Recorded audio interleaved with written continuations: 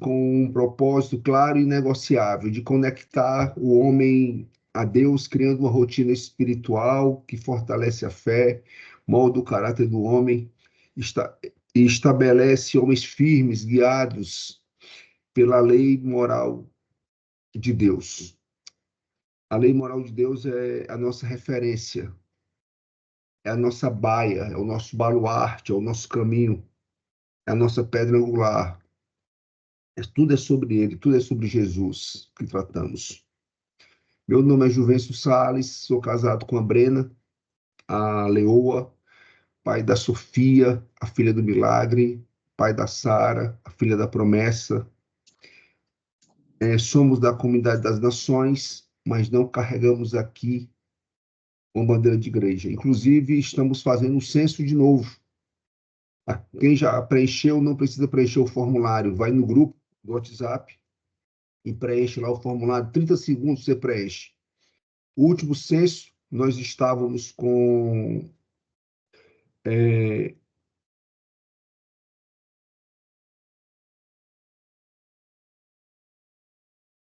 só um minuto que o nosso preletor entra novamente.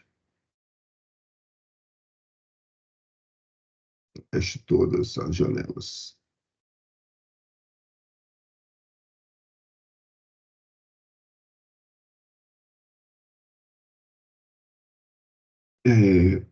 Nosso último censo, nós estávamos com 61 congregações, 21 cidades e 9 estados, né?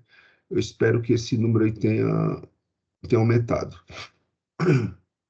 Nosso preletor está com dificuldade de entrar na sala. Alguém pode mandar para o meu zap aí o link aqui o convite direto aqui da sala para eu mandar aqui para ele.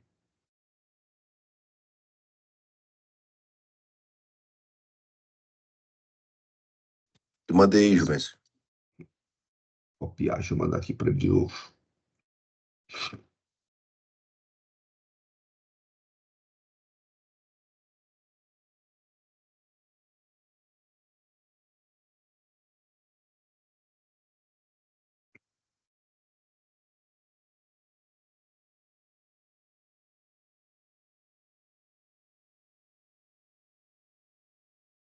Vamos lá. Então, enquanto ele entra, vamos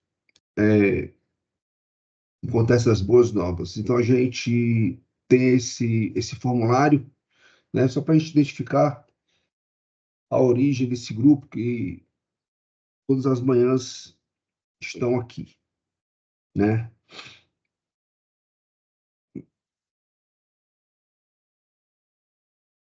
Consigo entrar, Roberto? Pastor Roberto Bartolomeu?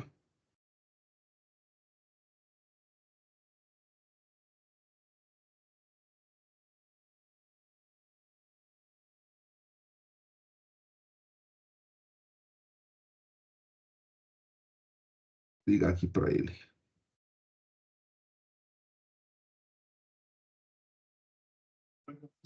Consigo entrar? Não.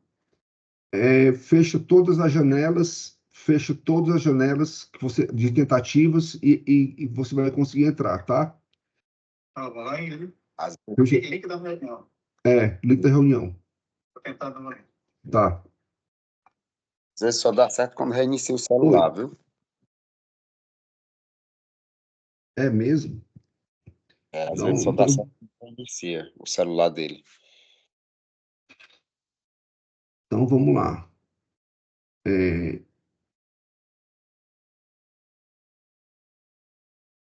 filho pródigo.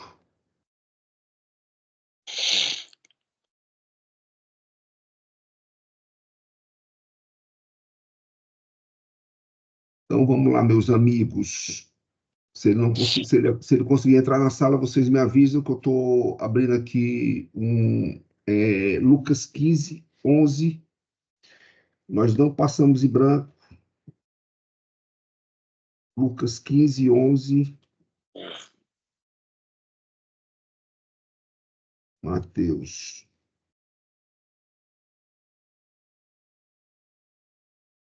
Lucas 15, 11. A parábola do filho pródigo. Continuou. Certo homem tinha 2 filhos, 15, 11 até o 32. O mais moço deles disse ao pai: Pai, dá-me a parte dos bens que me cabe. E ele lhes repartiu os haveres. Passado não muitos dias, o filho mais moço, ajuntando tudo que era seu, partiu para uma terra distante e lá dissipou todos os seus bens, vivendo dissolutamente. Depois de ter consumido tudo, sobreveio àquele país uma grande fome, e ele começou a passar necessidade. Então ele foi e se agregou a um dos cidadãos daquela terra, e este o mandou para os seus campos a guardar porcos. Ali desejava ele fartar-se das alfarrobas que os porcos comiam, mas ninguém lhe dava nada. Então, caindo em si, disse: Quanto dos trabalhadores de meu pai têm pão com fartura e eu aqui morro de fome? Levantar-me-ei e irei ter com meu pai e lhe direi: Pai, pequei contra o céu e diante de ti. Já não sou digno de ser chamado teu filho, trata-me como um dos teus trabalhadores. Levantando-se, foi para seu pai. Vinha ele ainda longe, quando seu pai o avistou e, compadecido dele, correndo, o abraçou e beijou. E o filho lhe disse: Pai, pequei contra o céu e diante de ti. Já não sou digno de ser chamado teu filho. O pai, porém, disse aos seus servos: Trazei depressa a melhor roupa, vestiu, põe-lhe um anel no dedo e sandália nos pés. Trazei também e matai o novilho cevado. Comamos e regozijamo-nos, porque este meu filho estava morto e reviveu, estava perdido e foi achado. E começaram a regozijar-se. Ora, o filho mais velho estivera no campo, e quando voltava, ao aproximar-se da casa, ouviu a música e as danças. Chamou um dos seus criados e perguntou o que era aquilo. E ele informou: Veio teu irmão, e teu pai mandou matar o novilho cevado, porque o recuperou com saúde. Ele se indignou e não queria entrar. Saindo, porém, o pai procurava reconciliá-lo. Mas ele respondeu a seu pai: Há tantos anos que te sirvo, sem jamais transgredir uma ordem tua, e nunca me deste um cabrito sequer para alegrar-me com meus amigos. Vindo, porém, este teu filho, que desperdiçou os teus bens com meretrizes, tu mandaste matar para ele o novilho cevado. Então lhe respondeu o pai: Meu filho, tu sempre estás comigo. Tudo que é meu é teu. Entretanto, era preciso que nos regozijássemos e nos alegrássemos, porque esse teu irmão estava morto e reviveu, estava perdido e foi achado. Essa é a passagem clássica do filho pródigo. Se o pastor Roberto Bartolomeu está na sala? Estou na sala. Bom dia para todos. Hoje, por favor, me perdoe o atraso. Tive Tudo problema. bem, pastorzão? A sala está com o senhor tem. Fique tranquilo, vai dar tempo o senhor cumprir o tempo programado aqui da sala de 20 a 25 minutos, concluindo com oração. Tá Tá bom, bom? tá ótimo. A sala está com o senhor, pastor Roberto Bartolomeu. Agradeço pelo convite e a alegria de estar com vocês mais uma vez e dizer a vocês que uma, uma honra estar aqui e uma honra poder compartilhar com vocês esse capítulo 9 da primeira carta de Paulo aos Coríntios, que é o capítulo mais pessoal, mais intenso dessa carta. É aqui nesse capítulo 9 que, quando a gente lê com atenção, você percebe a essência do coração do apóstolo Paulo, a essência do coração de um líder que abre mão dos seus próprios direitos por amor a Jesus Cristo e ao Evangelho. Então, a carta é densa, o capítulo é denso, é um capítulo que Paulo escreve em sua própria defesa apostólica para a igreja em Corintos, que estava, naquele momento, inserido numa sociedade rica, mas perversa, idólatra, uma sociedade que estava influenciando a vida social da igreja e a vida espiritual da igreja. Paulo escreve essa carta nesse contexto cultural, social, religioso, espiritual, histórico. É também um momento em que a igreja em Corintos está passando por manifestações de orgulho, busca por status.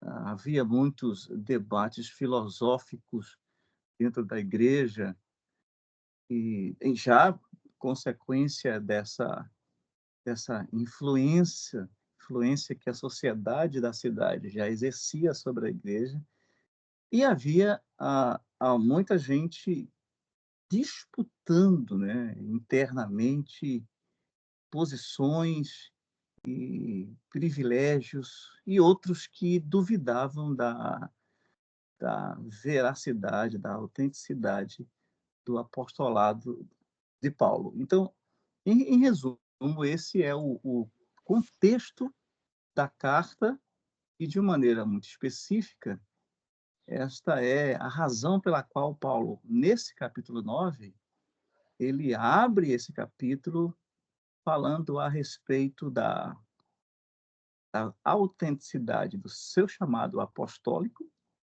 quando posto em comparação ou em xeque por alguns. E ele descreve nesse capítulo 9, os direitos do apóstolo. Ele menciona não nomes, mas ele menciona os apóstolos, fala dos direitos que seriam benefícios dos apóstolos no exercício da função apostólica, e ele, nessa defesa teológica, ele diz que ele também é apóstolo. Por que que ele é apóstolo se ele não andou com Jesus pessoalmente? Ele utiliza de 2 recursos para confirmar, para fortalecer a sua consciência e seu exercício apostólico, dizendo que ele teve um encontro com Cristo a caminho da estrada de Damasco, e a própria igreja em Corintos era uma prova do seu apostolado. Então, a carta de Paulo, esse capítulo 9, vai transcorrer sobre essa tese de uma defesa apostolar.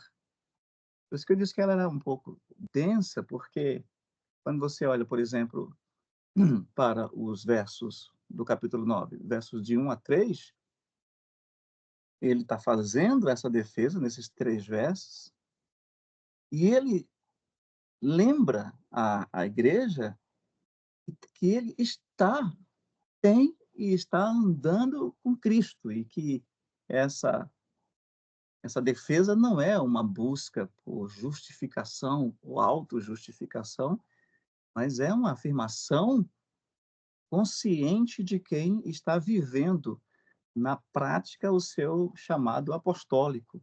Nos versos 4, eu estou aqui com a Bíblia aberta, dos versos 4 ao verso 14, Ele continua defendendo os direitos apostólicos. Mas aí ele vai usar no verso 9 e 7 uma analogia. E ele diz que fala do soldado, ele fala nesses versos 9 e 7 do lavrador, que tem o direito, não apenas o privilégio, mas o direito de colher o fruto da terra. É que ele está falando da legitimidade de se usufruir do fruto da obra das suas mãos. Ele usa essas duas figuras, do soldado e do lavrador. E se você olhar o verso 14, ele lembra que Jesus mesmo ordenou que aqueles que pregam o evangelho numa perspectiva full-time, integral, vivam no evangelho. Então, dos versos 15,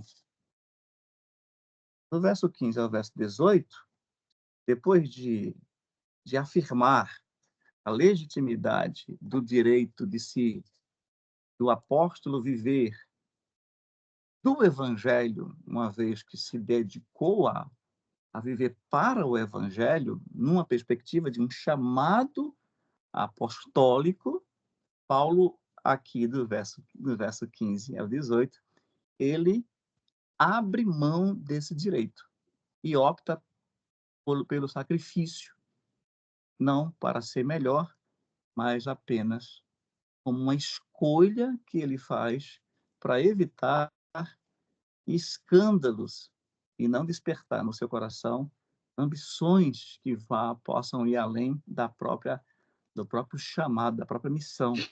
Se você olhar no verso 15, ele diz assim: eu, porém, não tenho usado de nenhum desses direitos. E ele faz isso informando, deixando claro para aqueles que estavam julgando o seu chamado apostólico, questionavam, apesar de conhecê-lo e saber o que ele já havia feito por amor dentro do exercício do ministério apostólico, mas ele deixa claro que, embora ele saiba quais são os seus direitos, ele diz: eu não uso, eu abro mão. Você perceber, a carta ela é pastoral, né? Então, quando Paulo está apresentando a sua postura frente não apenas aos questionamentos, mas apresentando a sua postura com autenticidade, com conhecimento dos seus legítimos direitos. E ele diz que, apesar desse conhecimento, da autoridade que sobre ele está, ele abre mão, ele está ensinando ali a liderança da igreja em Corintos, que essa é a raiz, a essência e a natureza de quem verdadeiramente teve o encontro com Cristo. É viver para Cristo. Por isso que mais tarde ele vai dizer: não vivo eu, mas Cristo vive em mim. Esse processo de conversão permanente. A conversão, na perspectiva do reino de Deus, não foi um ato único. Um ato único foi a justificação, mas a conversão e a regeneração decorrente do encontro com Cristo, da justificação única que Jesus promove na vida de quem ele encontrou, ele libertou e salvou, esse é um ato único. Mas a santificação, a regeneração, é um processo, e a conversão é um processo contínuo, é progressivo. E ele está ensinando a esses líderes que buscavam, movidos pela vaidade, status e buscavam preferencialismo sobre o outro em determinadas questões, reconhecimentos, etc. Ele está dizendo: eu não faço uso, embora pudesse fazê-lo, dos direitos que eu tenho sobre vocês, dos benefícios que eu deveria estar colhendo. Se você olhar um pouco mais, com mais atenção, ele vai explicar por que ele decide ir dessa forma. Ele fala a respeito da pregação do evangelho, não como uma opção, mas como uma obrigação. O verso 16, ele diz: ai de mim se eu não pregar o evangelho. Então, a missão de Paulo é maior para Paulo do que os seus próprios direitos.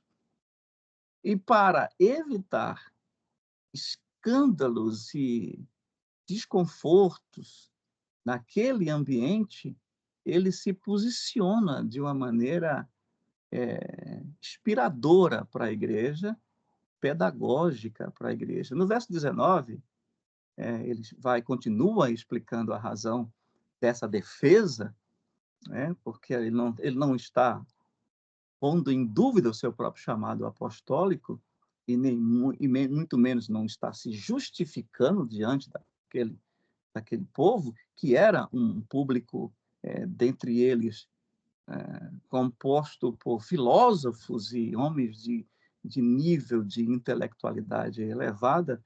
Ele, embora eu seja livre, olha que interessante isso aqui, que dentro dessa defesa ele tem ênfases que vão clareando a razão pela qual ele se posiciona dessa forma, e isto não é, e aqui ele deixa claro, isso não é uma forma de censurar a legitimidade do direito dos outros apóstolos, que ele faz alusão aqui, sem citar os nomes, mas ele explica com profundidade a razão pela qual ele se posicionou assim. Ele diz: embora seja livre de todos, fiz-me escravo de todos para ganhar o maior número possível de pessoas.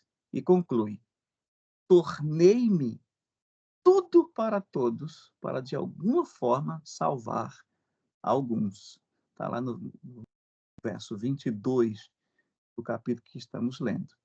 Se você olhar dos versos 24 ao 27, e eu estou fazendo assim para a gente ganhar tempo, ele fala a respeito dessa corrida para alcançar o prêmio, né? Ele vai dizer que está correndo para alcançar o prêmio.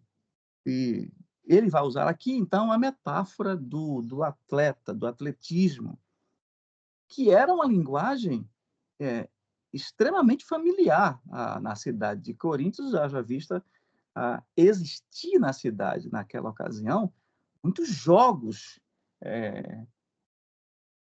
muitos, na linguagem nossa, muitos torneios, muitos campeonatos. Era uma cidade também de uma ênfase esportiva muito reconhecida. Então, ele usa de uma linguagem que é familiar para aqueles que estão lendo, que irão ler, e aqueles que estão ouvindo. Ele usa essa linguagem do atleta, e ele vai dizer que, numa corrida, todos competem, mas apenas um recebe o prêmio. Percebe que ainda dentro desse esboço de uma defesa apostólica, da sua identidade apostólica, do seu exercício apostólico, ele está dizendo que foi uma escolha que ele fez, né?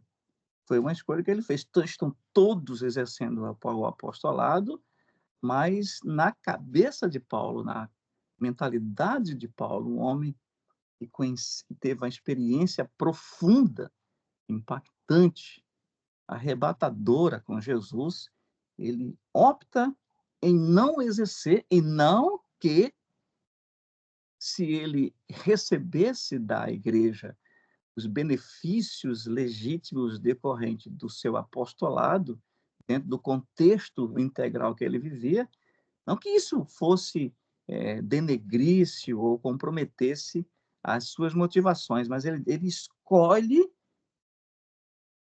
tomar uma decisão sacrificial, e aí ele usa essa metáfora para dizer, então, todos estão correndo dentro de uma corrida, dentro de uma ultramaratona, mas só um recebe o prêmio.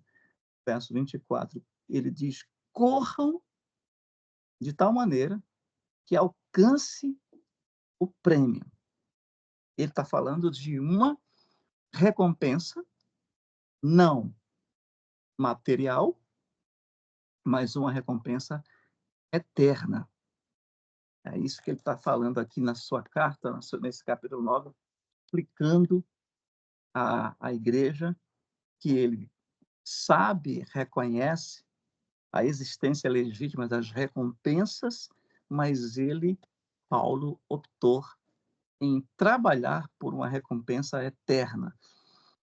Isso é muito profundo, isso é muito alinhador. Então, o que cabe aqui, nessa altura, é perguntar o que a carta, capítulo 9 da primeira carta de Coríntios, quer nos ensinar nessa manhã, para a gente entender qual é a aplicação é, desse capítulo 9 da carta de Paulo à igreja de Coríntios. Então, eu penso que Paulo aqui nos lembra que o evangelho não é um trampolim. Isso é bem pertinente nos dias de hoje, né? O Paulo está lembrando aqui, na minha leitura teológica, que o evangelho não é um trampolim para status ou benefícios pessoais. Essa é uma das ênfases que ele está trazendo, e nos dias de hoje, que se assemelha ao contexto social da igreja em Coríntios, essa lembrança de Paulo, pedagógica, produzida por uma atitude dele diante da igreja, ela é alinhadora. Ela promove um alinhamento, ou pelo menos uma reflexão a respeito da natureza da vocação que temos recebidos como líderes e etc. Segundo, ele diz que ele traz à memória da igreja que a missão é um chamado e que demanda renúncia. Então, líderes que são chamados por Deus para o exercício de uma missão no reino de Deus, precisa entender isso. Primeiro, que quem foi chamado para pregar o evangelho integralmente também recebe legitimamente a recompensa dessa entrega, mas sem esquecer que esta oportunidade não pode ser usada como um trampolim para enriquecimento ilícito ou extrair da própria vocação e desse chamado, fazer uso dele para benefícios pessoais. Então, isso é bastante forte, né? Isso é bem doutrinário, e isto é relevante na frente à realidade que nós temos vivido nos dias de hoje. Segundo, eu aprendo aqui, pessoal, que Paulo está falando de liberdade. Essa era uma das questões ali na igreja. Eles estavam filosofando sobre a liberdade cristã e trazendo, por essa razão, muitos ensinamentos errados, embora Paulo já os tivesse ensinado. Então, eu aprendo aqui que Paulo está ensinando outra vez à igreja sobre a liberdade em Cristo e como usar essa liberdade em Cristo para servir e não para se promover. Olha que coisa forte de se ouvir, tanto para a igreja naquela ocasião, como para todos nós nos dias de hoje, porque isso termina mexendo na essência da motivação. Mas isso não mexe de uma maneira apenas dolorosa ou impositiva. Isso mexe porque isso é um prumo que o Paulo está colocando a fim de alinhar a motivação da liderança da igreja em Coríntios.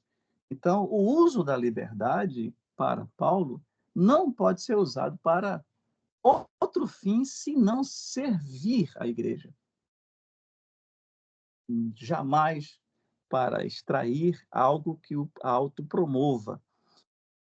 Terceiro, eu vejo aqui que Paulo está falando a respeito do sustento de quem prega, mas ele diz que ele apresenta um desprendimento tão inspirador a ponto de não colocar o interesse financeiro acima da sua missão. Como eu disse, isso aqui é uma carta doutrinária. Esse capítulo é uma tese de defesa do seu chamado apostólico e que deixa ensinamentos. Por isso que esse capítulo, quando você me mandou, eu falei, é esse mesmo capítulo que eles querem refletir no dia de hoje, porque esta é a ênfase ensinadora dentro da tese de defesa apostolar. E não é uma ênfase fácil de se ouvir. Isso aqui não é uma reflexão emotiva, né? Eu diria até que alguns, nos dias de hoje, podem chegar a dizer: Deus não falou comigo, porque hoje nós estamos acostumados a concluir que ouvimos a voz de Deus quando nós nos emocionamos, ou quando o que supostamente ouvimos trazem respostas imediatas às nossas expectativas, quase sempre materiais. E essa aqui não é a carta que promove emoção, e ninguém vai se levantar da cadeira dizendo, pelo menos eu penso, chorando e dizendo, glória a Deus, que palavra, essa foi resposta. Eu espero que sim, e a gente tome como resposta de Deus para o propósito no qual estamos inseridos. Mas é uma palavra forte, isso aqui não desce tão redondo como a gente costuma esperar que desça. Então, o que o capítulo 9 quer nos ensinar? Em quarto lugar, a vida cristã exige disciplina, esforço e foco. Eu acho isso interessante, porque nós oramos bastante, porque a vida do cristão deve se desenvolver e se pautar na oração e na palavra, para que se tenha comunhão com Deus. Mas a oração, na minha perspectiva bíblica e teológica, ela, além de promover uma comunhão com Deus, deve promover intimidade com Deus. E esta mesma oração que fazemos, ela é responsável em promover posicionamentos. Ela exige de nós posicionamento.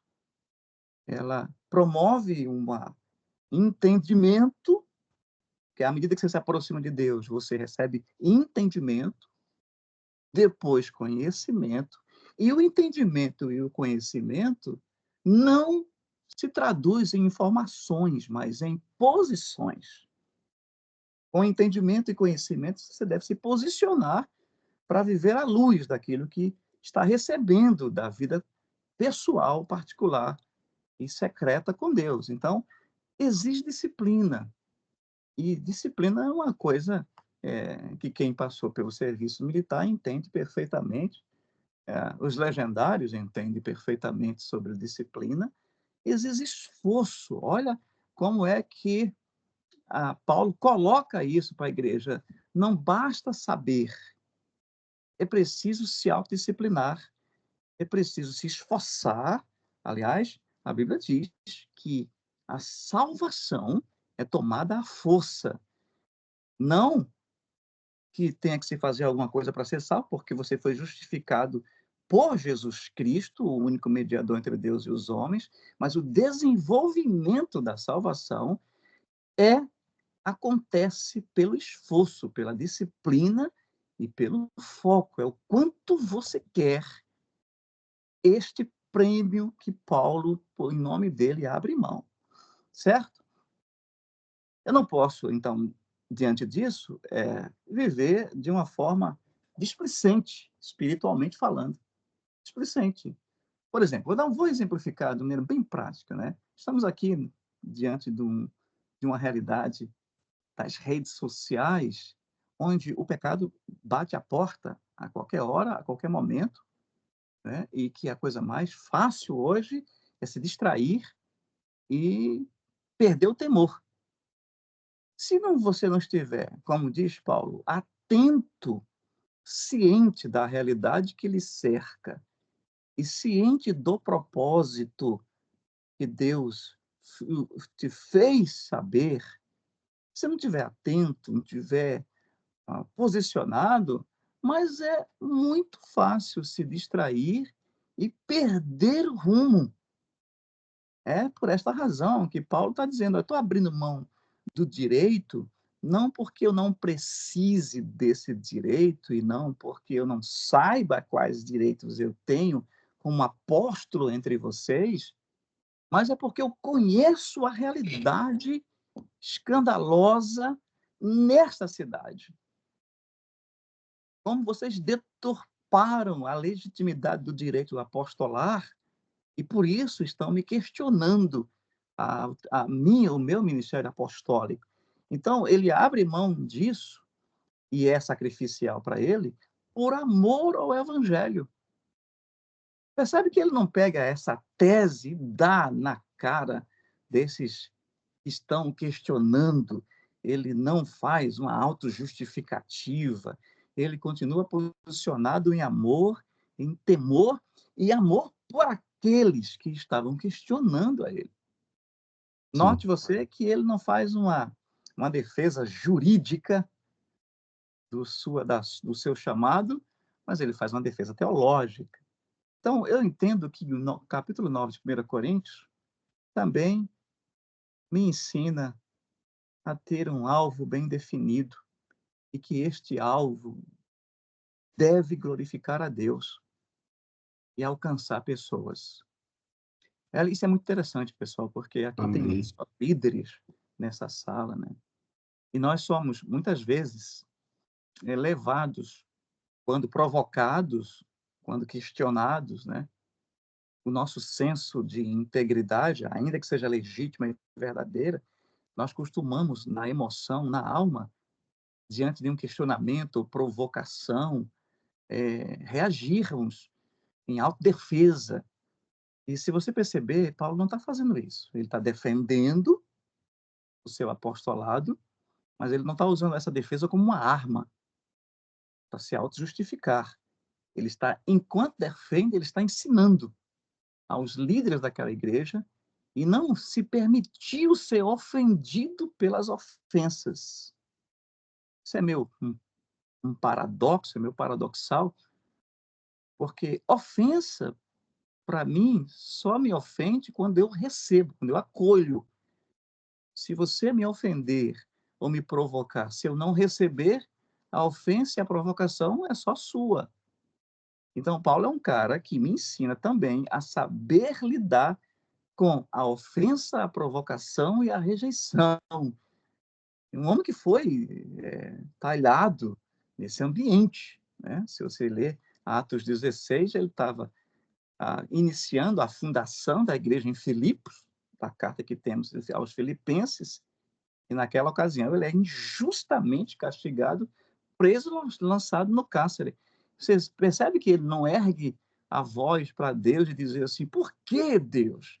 Eu fazendo tudo certo, obedecendo tua direção, sua voz, cumprindo o teu chamado para a minha vida, por que eu estou passando por isso? Percebeu que lá em Atos 16, Paulo não faz esse tipo de queixa? Ele se entrega à adoração, e isto porque a missão era maior do que os seus próprios direitos. Amém. Amém. Então, eu vou caminhar para encerrar, para concluir, relendo aqui para vocês as 5 ênfases desse capítulo, que são a aplicação para essa tese de defesa apostolar. Então, primeiro, Paulo nos lembra que o evangelho não é um trampolim para status ou benefícios pessoais. Ele vai dizer que essa é uma missão, um chamado que demanda entrega e renúncia. Primeiro ponto, para reflexão e aplicação. Segundo, ele explica sobre o uso autêntico e bíblico da liberdade cristã. Jamais usar a liberdade para benefícios próprios, promoções, mas sim e sempre para servir a igreja do Senhor. Terceiro, ele sabe da legitimidade do direito, do sustento que ele deveria receber da igreja de Coríntios, mas ele abre mão desse direito porque ele entende que inspirar as pessoas naquele momento era melhor e mais relevante do que cobrar delas um direito legítimo. Então, ele se despreende desse direito para promover uma inspiração pedagógica e não coloca o seu interesse ou direito financeiro acima da sua própria missão. Quarto, aplicação importante, para a gente ser assim bem didático aqui, a vida cristã exige mais que informação sobre ela. Exige disciplina, esforço e foco. Se você bobear, uma linguagem mais coloquial, você se torna displicente espiritualmente. Isso pode desviar os passos do caminho. E quinto e última a aplicação, ele fala do seu alvo principal como um chamado por Deus, que é glorificar a Deus e alcançar pessoas e nunca dar ouvido a outra voz, senão a voz de Deus. E eu concluo dizendo aqui para vocês que será que nós estamos usando, será que nós estamos usando essa liberdade que temos para servir a igreja ou para buscar os legítimos direitos e satisfações que temos decorrente do nosso próprio chamado? Segundo, será que estamos, diante da tese de Paulo, dispostos a abrir mão de direitos legítimos por amor ao Evangelho e ao alcance de outras pessoas? Isso é uma reflexão muito interessante, irmãos, porque eu não conheço quem está aqui, além do meu amigo Juvencio, pelo menos estou vendo aqui pouquíssimos rostos, mas eu vou terminar fazendo essa observação prática, tá? A semana passada, eu mentoriei e estou mentoreando alguém muito crente, já há muitos anos, e que sofreu uma injustiça e por causa do direito de defesa jurídica, este alguém procurou um profissional da área que pôs mais lenha na fogueira e encontrou um coração já inclinado a fazer justiça. E eu até perguntei onde é justiça e onde é vingança e vaidade. Até onde vai a justiça e até onde a vingança e a vaidade não está conduzindo o processo. E eu orientei a este alguém, à luz da Bíblia, que, às vezes, ganhar é perder. E aí você pode dizer assim, pastor, isso não é uma contradição frente ao conhecimento que nós temos de fazer uso da justiça para alinhar a nossa integridade moral frente à sociedade? É um direito, é um direito. Qualquer um pode, em situação semelhante e sendo necessário e podendo, sim, fazer uso do direito judicial, da justiça a seu favor, diante de um contexto. Mas o que está posto aqui é algo que está acima do direito.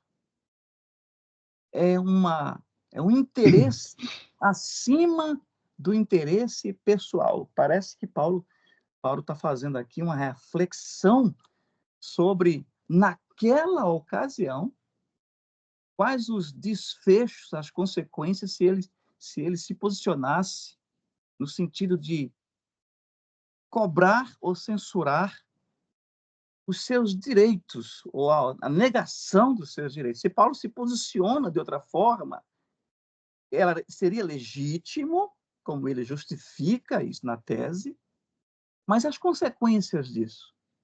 Paulo ganharia, mas quem perderia?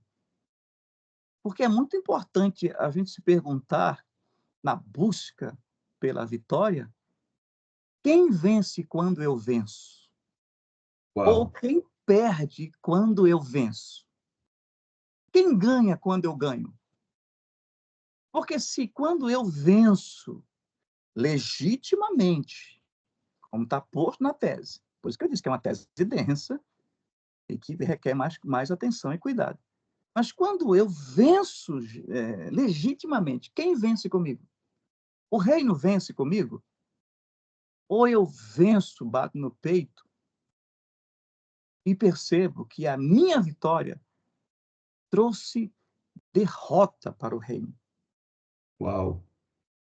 trouxe escândalo para o reino. Eu estou falando com líderes aqui, líderes na família, líderes na empresa, líderes no ministério. É uma questão que, mais do que a informação sobre a tese, ela encontra aplicação no meu dia a dia. E essa é a... Se você esqueceu de tudo que eu disse aqui, que isso aqui é uma aula para se dar talvez em 3 meses, para dessecar a tese de Paulo, mas se você esqueceu tudo, apenas lembre, por causa desse capítulo, quem vence quando eu venço? Quem perde quando eu venço? Quando eu ganho, quem ganha comigo? A minha casa Uau. ganha comigo? A empresa ganha comigo? Venceu comigo? Ou eu fui o único vencedor? Percebe que na maneira como Deus trabalha, método de Deus de nos fazer um vencedor, difere do conceito de vencer que temos hoje? A Bíblia, inclusive, não usa esse termo, ele usa o termo de glória em glória. O nosso crescimento, as nossas vitórias, elas são conduzidas pela presença, que é a glória, de glória em glória. E glória é luz. A vitória da mulher do fluxo de sangue inspirou a fé do centurião. Não, ela não venceu na frente dele. Ela inspirou a fé dele, que levava Jesus para sua casa para curar o seu servo. Então, é a pergunta que eu faço hoje aqui. Eu estou buscando vencer, vocês estão buscando vencer, lutando para vencer, no exercício profissional, no exercício da condução familiar, no exercício ministerial, no exercício espiritual. Quem vence? Espiritualmente, quando você vence, quem venceu com você? Amém. Amém. Pode orar por nós, pastor? Pai, em nome de Jesus, te agradecemos, porque sua palavra é viva e eficaz, e ela não volta vazia. Ela não vai voltar vazia de mim, ela vai produzir em mim aquilo que ela se propõe a produzir. Ainda que doa, eu vou sair melhor dessa reflexão, porque nós queremos estar perto de Ti e aprender contigo e com a sua palavra, para continuarmos crescendo, amadurecendo e vivendo melhor a cada dia o Teu propósito, cumprindo melhor, debaixo da graça e do poder do Espírito, a missão que temos recebido, Pai. Abençoa essa manhã as nossas vidas com a sua palavra e abençoa a nossa jornada no dia de hoje. Quero agradecer ao Senhor pela vida do Juvencio, por essa iniciativa de amor por vidas. É uma iniciativa desprendida de um coração que te ama e que está, a exemplo de Paulo, buscar alcançar e possibilitar o crescimento da maior número de pessoas, ó Deus. E por isso nós temos gratidão pela vida dele. E eu te peço hoje, em nome de Jesus, que o Senhor o recompense, porque tu és um justo recompensador, galardoador daqueles que te amam e que te servem em obediência e temor. Muito obrigado, Senhor Jesus. Fique conosco hoje, em nome do Senhor. Amém, Amém. queridos? Se essa mensagem fez sentido para Amém. você, meu irmão, diz um amém aí. Amém. Amém. Amém. Amém, Amém. amém, Amém. amém. Amém. Glória a Deus. Obrigado, Deus Amém. abençoe a todos. Amém. Pastor, só, Amém. Amém. Glória a Deus. só um segundo aí, pastor, só um segundo, só para fazer um comentário aqui para o senhor. Pois não. Deus é perfeito, viu? Ele pegou um homem de Deus que ama a doutrina de Deus, um homem bíblico, para ministrar um capítulo doutrinário, né? Não poderia ser outra pessoa melhor do que o senhor para ministrar essa palavra de hoje, né? O senhor até no meio da sua mensagem, mas é verdade, esse capítulo aqui, né, que não é um capítulo que traz aplausos, que não traz emoções, né, mas ele realmente escolheu o Senhor, casou essa mensagem, né, porque esse é o seu coração, né, um homem doutrinário, né, e não que os outros não sejam, mas porque eu vejo uma particularidade nisso, né, nas suas mensagens. O senhor sempre prega com muita doutrina, né, com muito ensinamento, né, e não poderia ser outro homem hoje, a não ser o Roberto Bartolomeu. É Está como tá trazendo escrito, esse... é como alguém escreveu aqui, né, que eu teria citado, mas também não citei, já não vivo eu, mas Cristo vive em mim. E essa declaração de Paulo é a mais alta certificação de que Paulo não tem mais nenhuma preocupação e nenhum medo de pregar o evangelho como o evangelho é. C.S. Olha Lewis só, dizia, pregar como o evangelho é pregar o evangelho puro e simples. o capítulo, o verso 19, porque sendo livre de todos, fiz-me escravo de todos, a fim de ganhar o maior número possível de pessoas, né? Essa resposta. Quem está ganhando das suas decisões, meu irmão? É você que está ganhando ou o reino está ganhando? Né? Essa pergunta aí é uma pergunta que a gente deve martelar na nossa cabeça. Né? O nosso senso de justiça está ganhando e o reino está perdendo? Né? Que senso de justiça é esse? Que evangelho é esse que entrou no teu coração? Né? Que mensagem é essa? Né? Olha só o que o verso 27 diz: mas esmurro o meu corpo e o reduzo à escravidão, para que, tendo pregado a outros, não venha eu mesmo a ser desqualificado. Meu Deus, nós estamos sendo qualificados, meu irmão, quando estamos falando com as pessoas. Sabe qual é o meu maior medo? Vou confessar aqui para você, que algum ato meu, alguma palavra minha, alguma atitude minha, afaste um homem, uma mulher, um ser humano do Evangelho de Cristo. Que eu seja essa pedra de tropeço para outras pessoas. Eu carrego esse temor tão grande no meu coração, né, que as minhas reações afaste. Olha lá o cristão, olha o que ele está fazendo. Afaste essa pessoa de Cristo. Né? Isso é uma meditação muito profunda que a gente consegue enxergar aqui claramente nesse capítulo 9 de 1 Coríntios. A preocupação de Paulo, renunciando tudo que ele era dele, de direito. Ele renuncia para que não afaste aquelas pessoas de Cristo. Meu irmão, é uma mensagem muito poderosa, é uma mensagem desafiadora, é uma mensagem que não entra redonda na garganta, né? Porque nós precisamos mortificar muito nossa carne, né? Precisamos ser escravos mesmo e nos colocar diante de homens para servi-los, né?